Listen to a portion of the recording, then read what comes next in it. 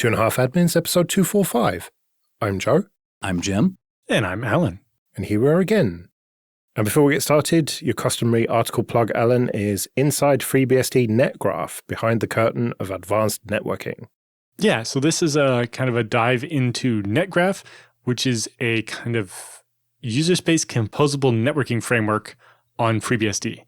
So NetGraph's been around for a long time. It was especially popular back in the old PPPoE DSL days, but it provides this ability to have a bunch of kind of transforms of the network stack. If you're familiar with Geom for the storage stack, where you can have a bunch of layers where you can transform stuff and add RAID and things like that, it does the same thing for networking. So it allows you to have composable blocks that the network goes through, and each block can change stuff. And it's a really interesting way to be able to build advanced networks out of basically user space code without needing to do more advanced stuff in the kernel. It's really interesting. We also have an article, if you dig to our website, on using NetGraph with Beehive for virtualization to be able to create more complex networks to interconnect bunches of VMs in different ways and so on. It's very interesting. It's worth checking out. Right, well, link in the show notes as usual. Some Crosswalks in Seattle got hacked, and it turns out that it's probably because they were using the default access pin of 1234. Now, the amusing thing here is that when we say the crosswalks are being hacked, we're not, at least currently, talking about anything amazingly nefarious. The crosswalks are still working. The impact of the hacks has been that they've replaced the standard, soothing robot voice, walk, with AI, speaking in the voice of Musk or Trump or Bezos, saying horribly insulting things about those folks. And I can't personally say I hate that too much. I think it's funny that the reaction of some of the cities impacted by this has been to disable their crosswalks entirely to avoid, playing the audio clips that make the billionaires sound bad. That doesn't seem like a safety-focused initiative to me. But I think the real thing here that's worth drawing people's attention to is still, in this day and age, publicly deployed infrastructure that millions of people touch is being secured, with a pin of 1234. It's like a Spaceballs skit, man. That's the combination of my luggage. For clarity, if people aren't American or whatever, at the zebra crossings to cross the street in many places in America, there's a little beg button you have to push to ask permission to cross the street. And then eventually a light turns and it's your turn to go. And for people with disabilities, those things have an audio alert so that, for example, someone who is blind can be told when the light has changed the right color and they are allowed to cross the street. And it normally says walk, or it says wait, walk. And yes, in this case, it turns out that you can reprogram these officially using an app that's available in either the Android or iPhone app store. Or was available. It's real hard to find that APK now. Yes, true. But the point being that a 4-digit PIN was never strong enough in the first place. The NIST standard for security has been not to have the same default password on every manufactured product for quite a few years now. Almost every device is finally getting to the point now where they don't come with the default password of admin password or admin and a PIN of 1234 and so on.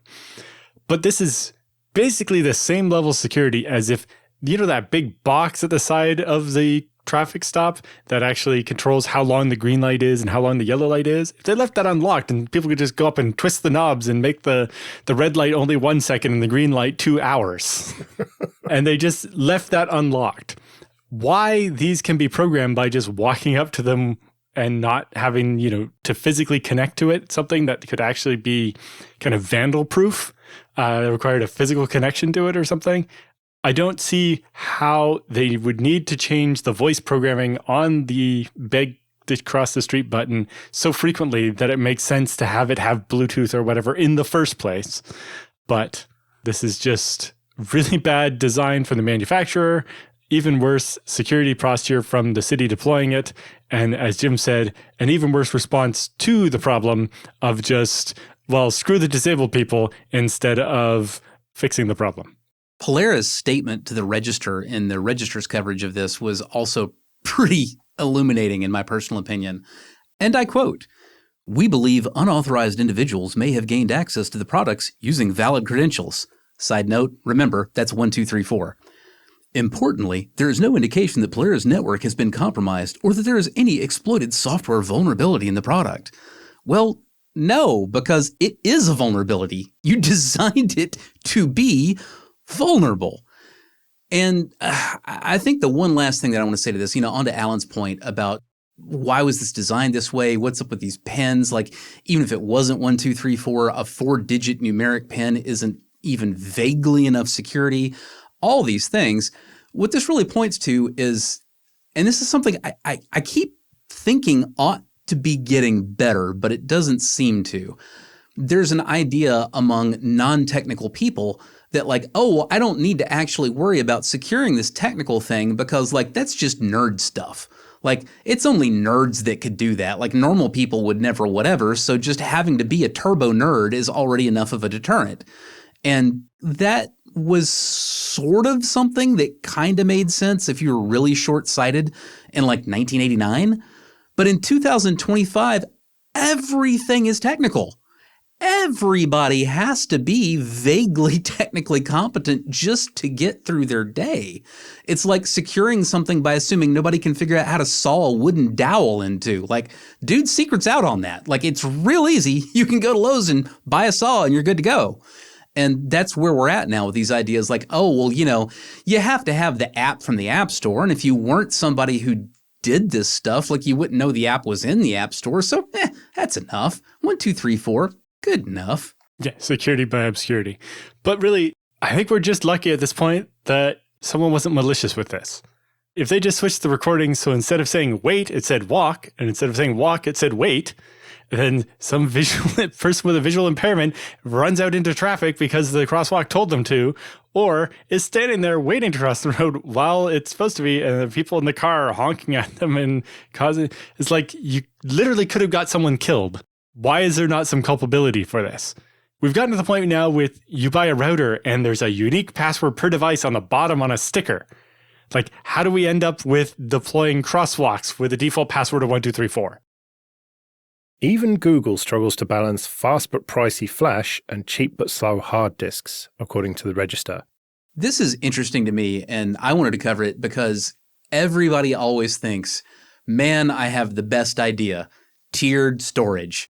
I have a fast SSD, but it's kind of small, and I've got a slow hard drive, but it's big. And anytime I save data, it goes to the solid state drive first and gets copied out to the slow hard drive later. And if I read it a lot, it can stay on the SSD. That's going to be amazing. Now I have huge, but fast and cheap. And unfortunately, it's just not that simple.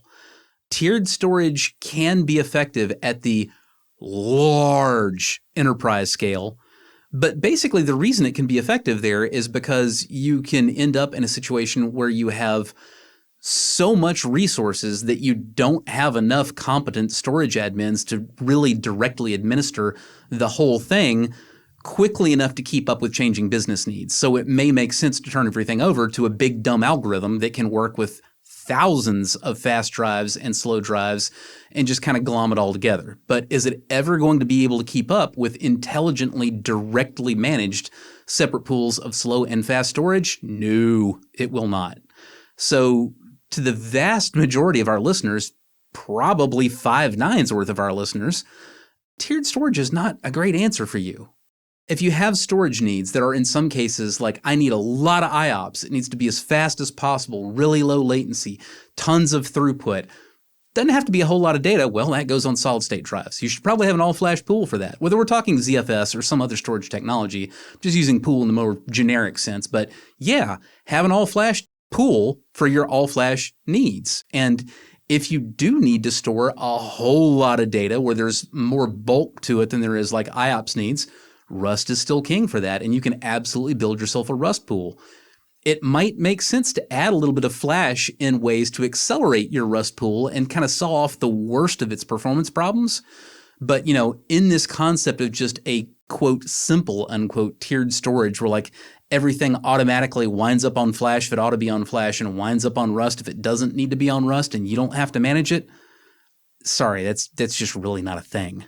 Really, it comes down to, in order to recognize the patterns that humans tend to imagine are there, the human brain really tries hard to pick patterns out of randomness. And so it often thinks it's seeing a pattern when it isn't, right?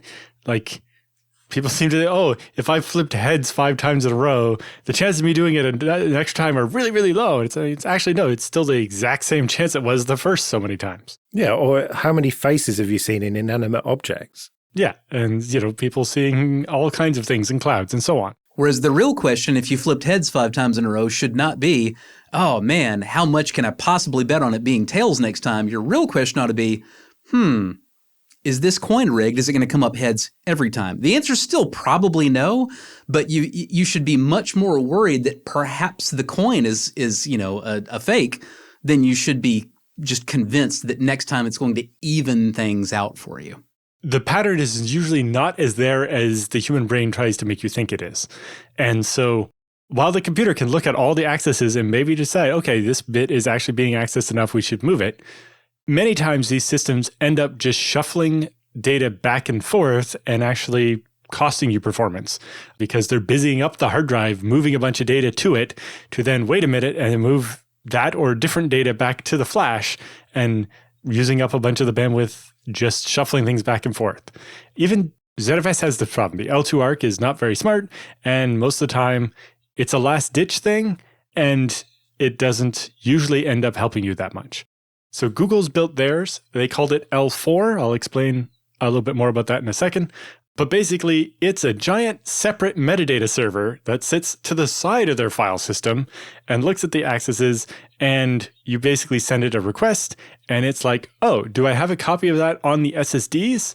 If yes, I will give you the copy from the SSDs. If not, I will tell you to go to the hard drives, and I'll consider maybe moving that block from the hard drives to the SSDs if I get a couple more requests for it or something. That's very basic, least recently used cache that your kernel does on your file system in your computer every day. It's not some brilliantly intelligent algorithm that definitely knows what you're going to read next. It's just looking at, oh, if you've read this 10 times today, you're probably going to read it again tomorrow. Why don't I keep it on the fast storage? And then very quickly realizes, well, the stuff you really use, you use 100 times a day. But you don't completely fill the SSDs with stuff you use 100 times a day. So I'm going to keep churning all the stuff you use 10 times a day back and forth and back and forth. Because it turns out, oh, you use this one 10 times in the morning and then never for the rest of the day. And this other one you use 10 times at night, but never for the rest of the day. And it just keeps ping-ponging and so on. It gets very complicated.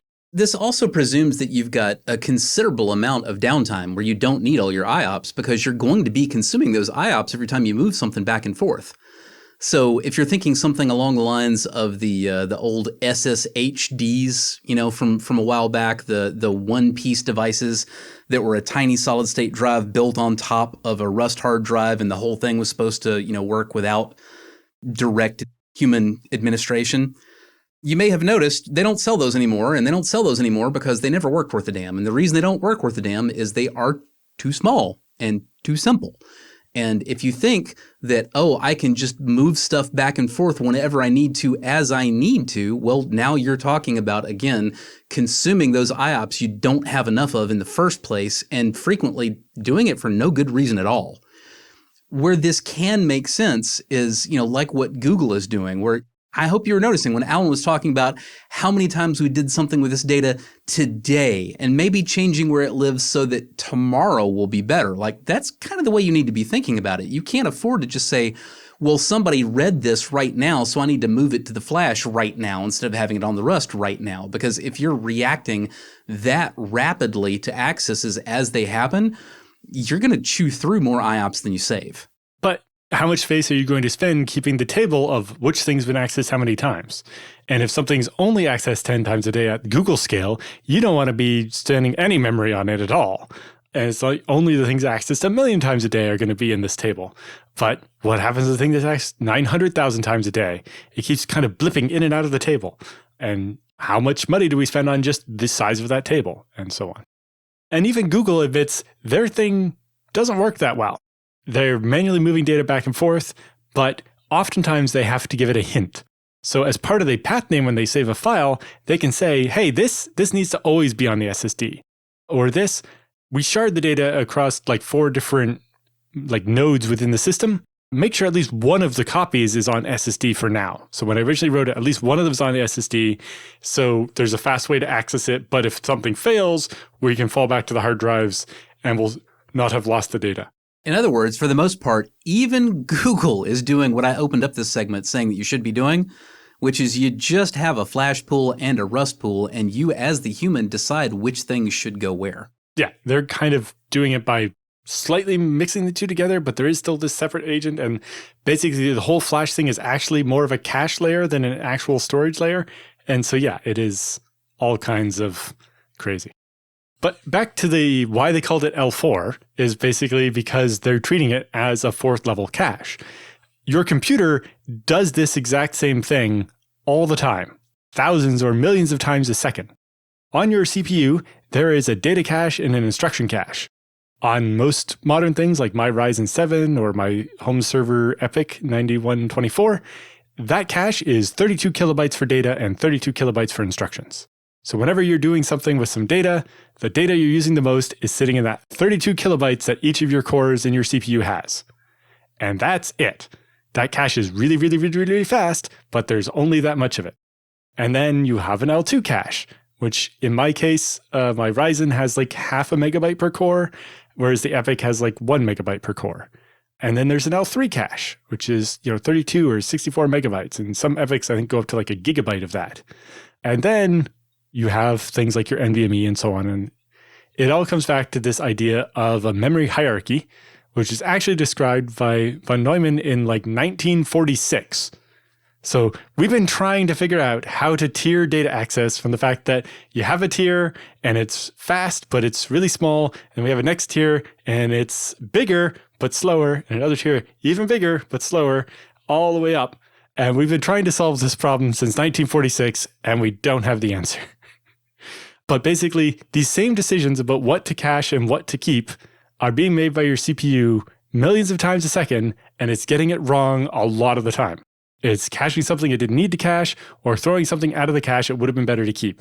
And because that cache is only 32 kilobytes, you can imagine when you're dealing with gigabytes per second of data, how many times you're creating and destroying items in that cache.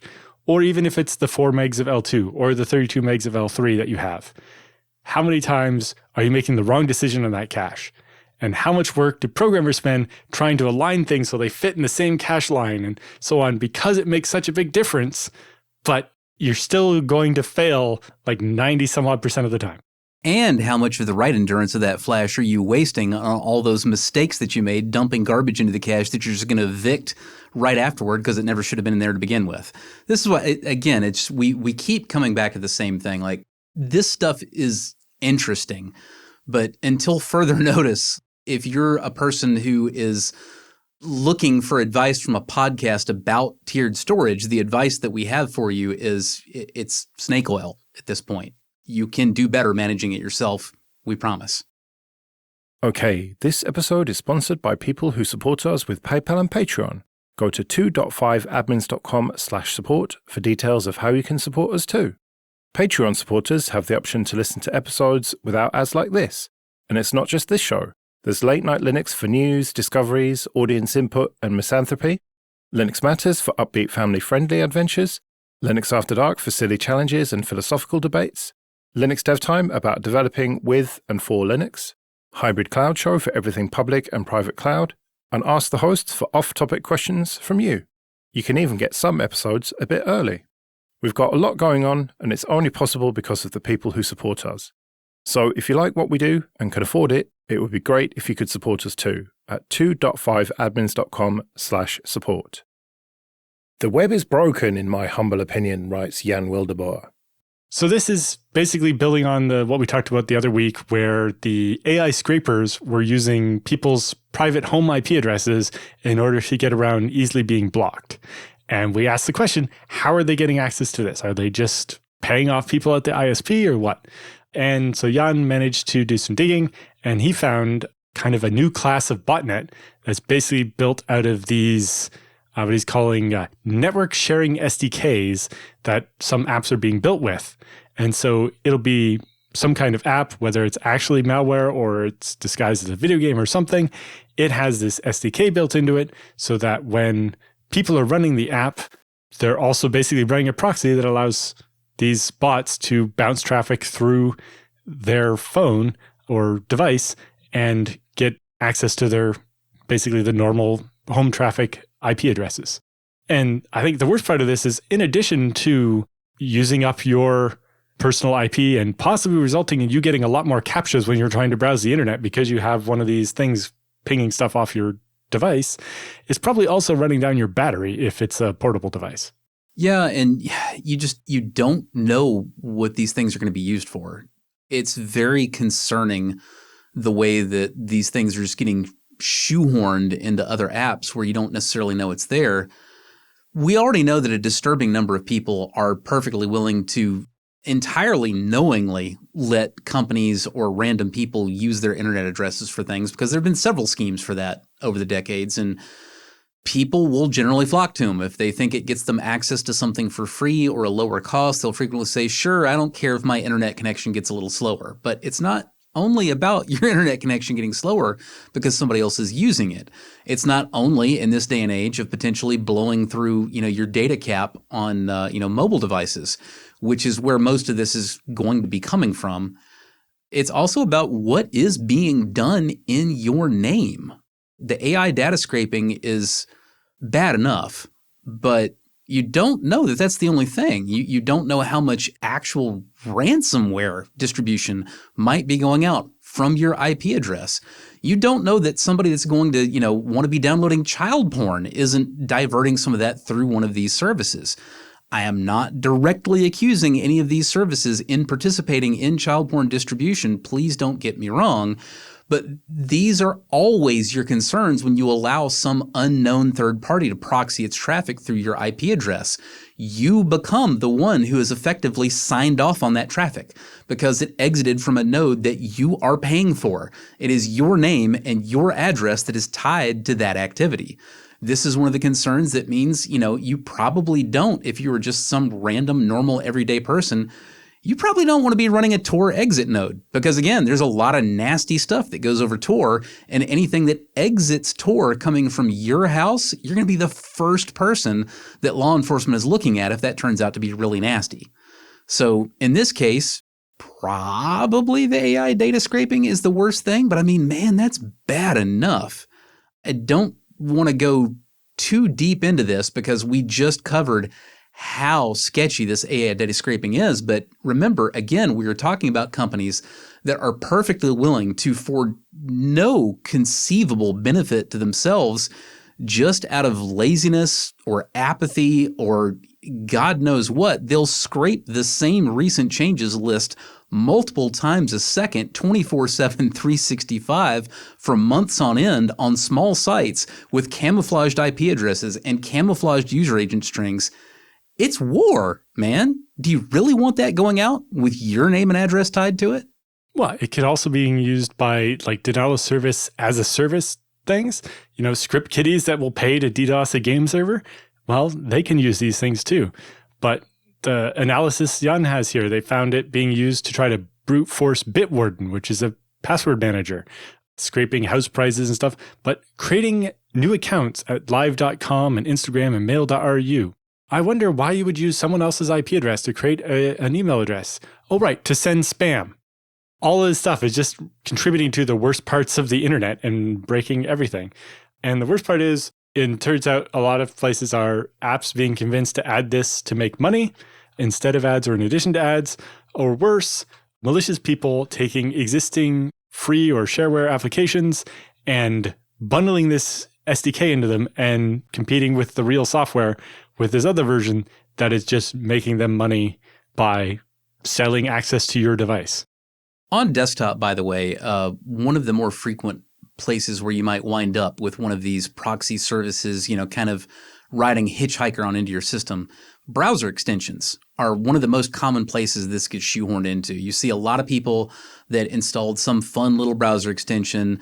I don't know, maybe they wanted to change the word cloud to the word but, you name it, just little frippery, silly stuff. And you think, oh, well, that's fun.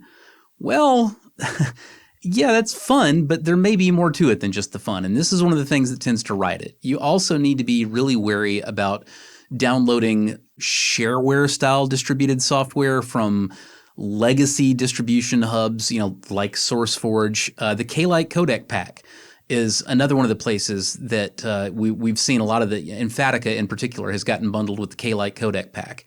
And now, does that necessarily happen all the way at the source? Like, the people who actually distribute the K-Lite codec pack themselves? Not necessarily, but because it is freely distributed, you find it showing up at all kinds of distribution sites, at SourceForge, at Major Geeks, at, this, that, the other. And any one of these places can decide to use an installer for this thing, and the installer also puts in unrelated third-party services. That's the way the SourceForge downloader worked for years. I'm not sure if it's still that way or not.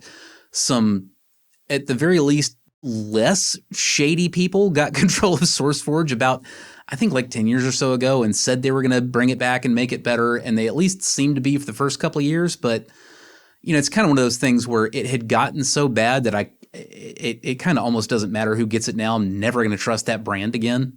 Yeah, but like even if you Google and try to download regular open source software like VLC, the video player or something, half the time you will see sponsored ads going to not the official site to give you a version of the downloader with shit like this bundled into it.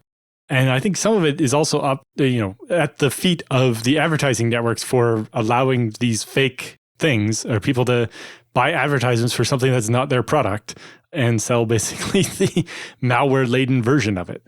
And I think Google and some of the other ad networks need to take some responsibility for disseminating some of this stuff. But it turns out this is probably where the majority of this is coming from. And like the article says, Emphatica is claiming they can give you 15 million unique IP addresses for $29. Bargain. Let's do some free consulting then. But first, just a quick thank you to everyone who supports us with PayPal and Patreon. We really do appreciate that. And if you want to send any questions for Jim and Alan or your feedback, you can email show@2.5admins.com. Don writes, I have a system with 2 matched 8TB disks, which I foolishly built as a non-RAIDed, non-mirrored, non-ZFS. I have data on one of the drives, but too much to move off somewhere, but I still want ZFS mirrors. My question is, can I create a ZFS mirror with one disk, then copy the data to it, and then add the second disk as a mirrored pair, or am I going to need to get another disk into the system somehow? You do not need a third drive. This is as simple as it could possibly be. You build a single drive pool with the one drive that you still have free.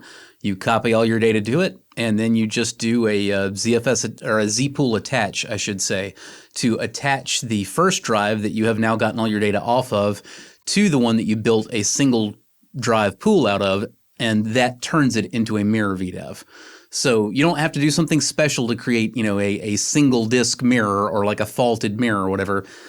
You just create a single drive pool. That's it. And then later you can attach the missing disk and you're good to go. Yeah, I've done this plenty of times, even a slightly more complicated version where we had a bunch of servers installed out in other countries that were true drive UFS mirrors. And I wanted to switch them to ZFS, but I'm not in Germany. And so this involved literally taking the second drive out of the mirror of UFS, reformatting it ZFS, rebooting onto it, then deleting the other UFS drive and adding it back to the now ZFS mirror and letting it resolver and having, basically remotely swapping a machine from a mirror of UFS to a mirror of ZFS without any console access and the server's in a foreign country. It's easy to do with something like IPMI, but those old Hetzner boxes didn't have that. So this was all seat of the pants and hope it works. And if it doesn't, the rescue system you have is Linux and it doesn't know what the hell you're talking about. I definitely did that quite a few times back in the day, breaking up Linux kernel RAID and reassembling the drives into ZFS. And yeah, all this stuff is easy, it's reliable, and it has been for well over a decade. So you're good to go. Yeah, and like Jim said, the really nice thing about ZFS there is it doesn't have to know it's going to be a mirror.